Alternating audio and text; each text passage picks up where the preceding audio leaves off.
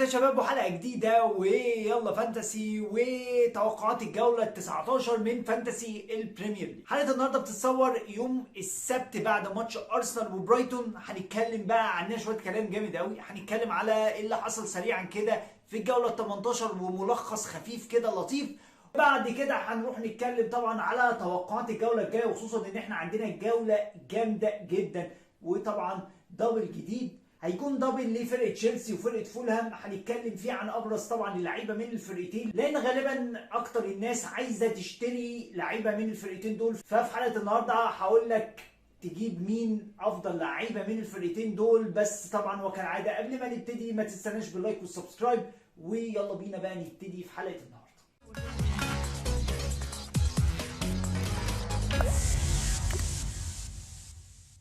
ورجعنا لكم يا شباب وحلقه جديده ويلا فانتسي والجوله ال 19 من فانتسي البريمير ليج. طبعا الجوله دي يعني هي عوده للفانتسي كما تعودنا عليه. ليه؟ لان عندنا يا عم الخوازيق رجعت تاني عادي جدا. لان الجوله دي دخلنا بقى بالخوازيق بالشكل القوي جدا. طبعا عندك الجوله افتتحناها كده وتوني راجل جاب جول واسيست وظبط الناس اللي حافظت عليه، بس الفرحه والله ما تكملش.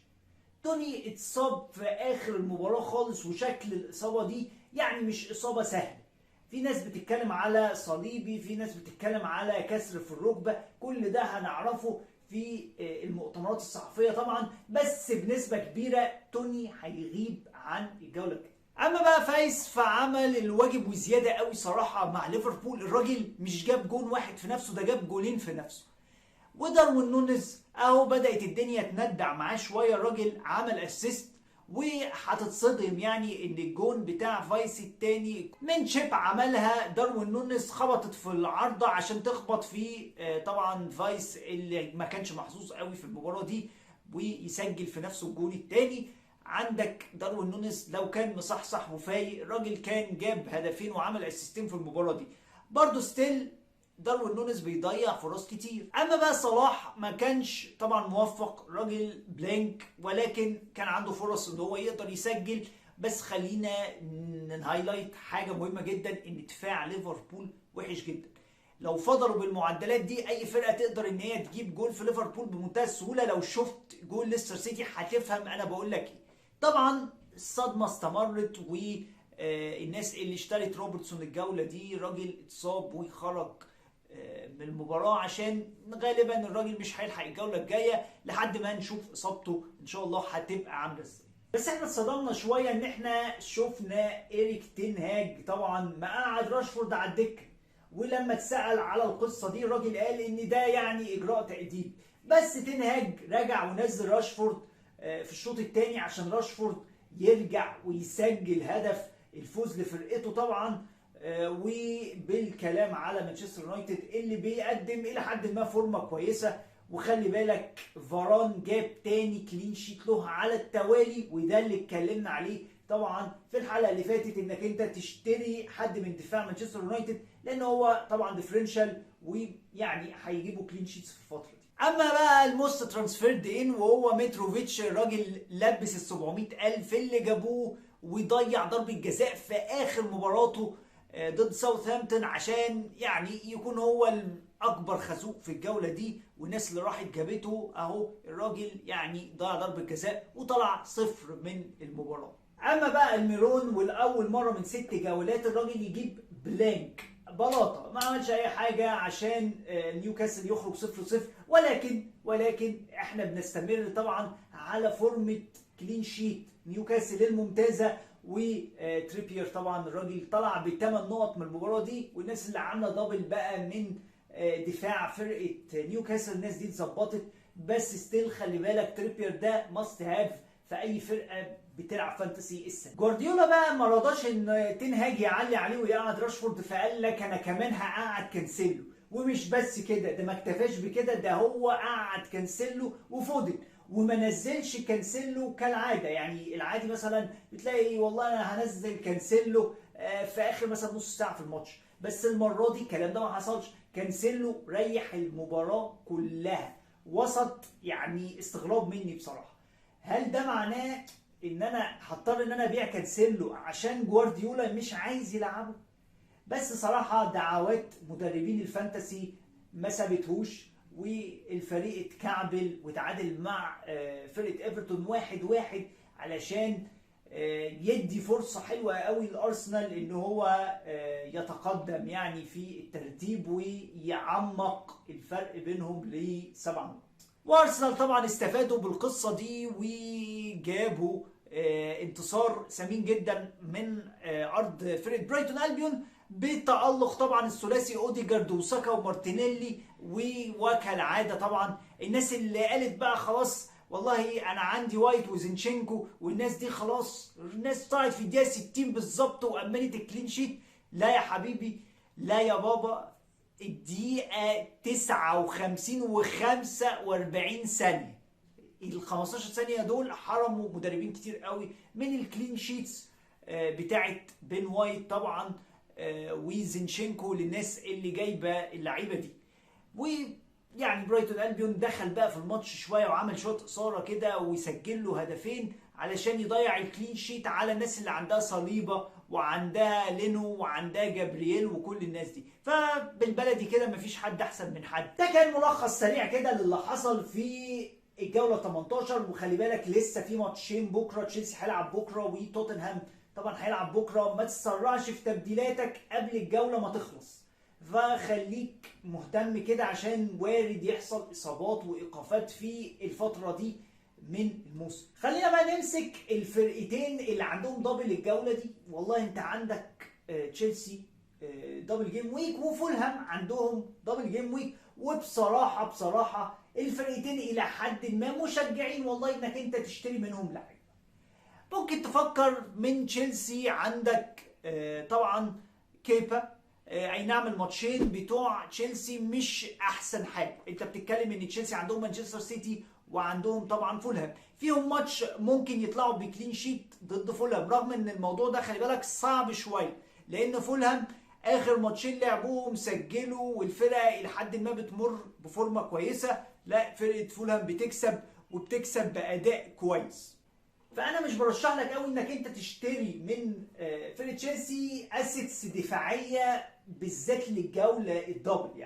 يعني انت مثلا عندك كيبا والله سيبه، الراجل عنده دبل ماشي، عندك كوكوريلا سيبه، الراجل عنده دبل، بس ما تجيبش بقى لعيبه من تشيلسي دفاعيه للجوله الدبل دي. لا، خليك مثلا في اوبشنز مثلا زي هافرتس زي ميسون ماونت، والاثنين دول اوبشنز افضل بكتير بصراحه من انك انت تشتري لعيبه دفاعيه. ماونت الراجل حلو بيسجل، شفنا طبعا الجوله اللي فاتت الراجل سجل جول جامد جدا. وهافرتس والله بيلطش كده بيجيبوا جوال، يعني جول واسيست الماتش اللي فات اهو، لحد ما نشوف هيعملوا ايه بكره.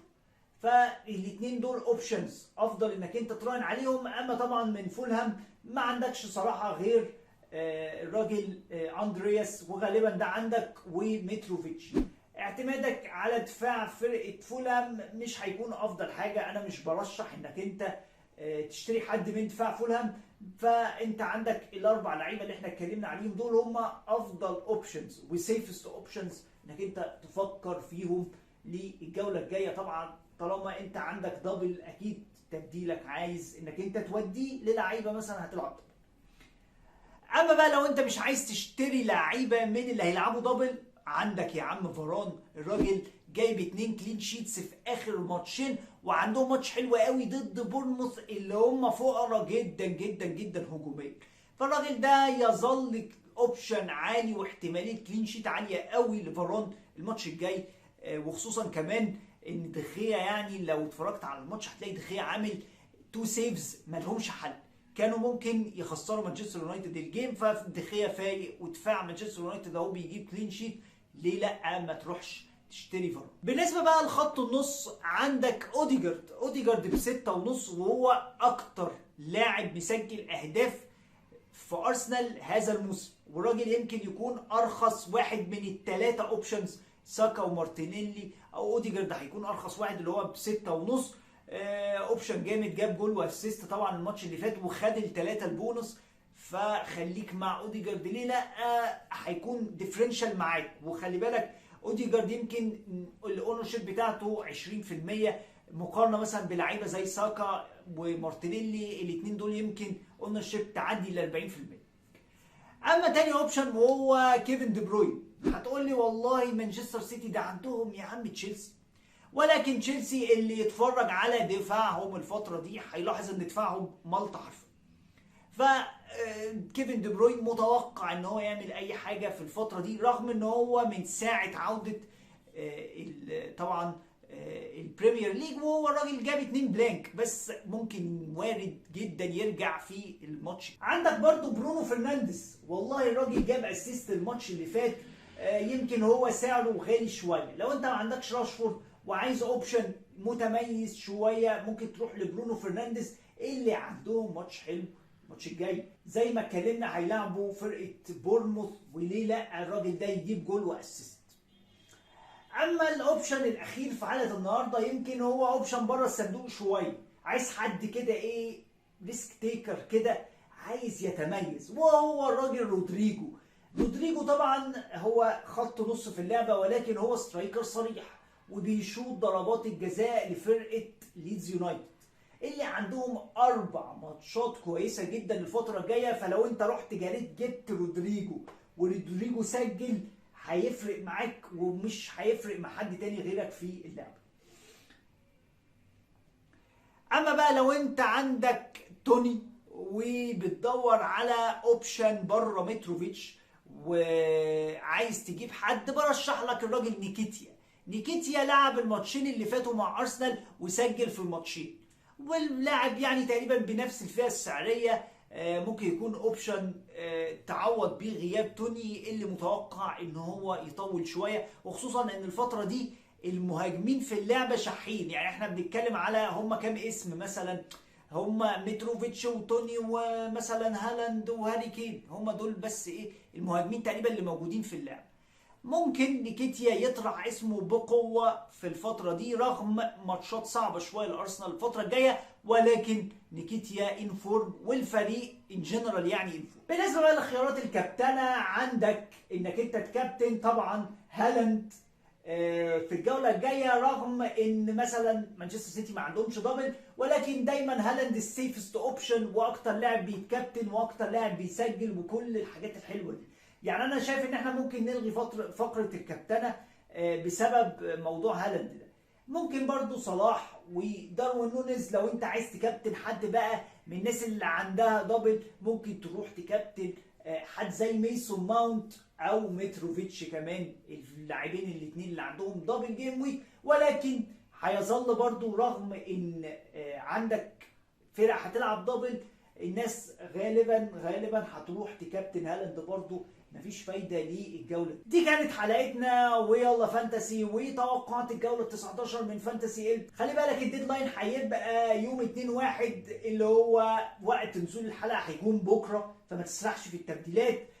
تابع طبعا المؤتمرات الصحفيه قبل ما تعمل التبديل، وبنصحك يعني تعمل التبديل يوم 2/1 مثلا قبل الديدلاين بساعتين ولا 3 ساعات كده، عشان تكون خلاص لميت فكره كويسه وشفت مين هيلعب ومين هيجي. ولو عندك اي استفسار عن اللعبه، عايز تبدل لاعب، عايز تجيب لاعب، عايزني اقول لك رايي في تشكيلتك، سيب لي تحت في الكومنتس وانا هرد عليك، ونشوفكم ان شاء الله في الحلقه الجايه. وطبعا ما تنسوناش باللايك وسبسكرايب، ونشوفكم ان شاء الله في الحلقه الجايه ويلا.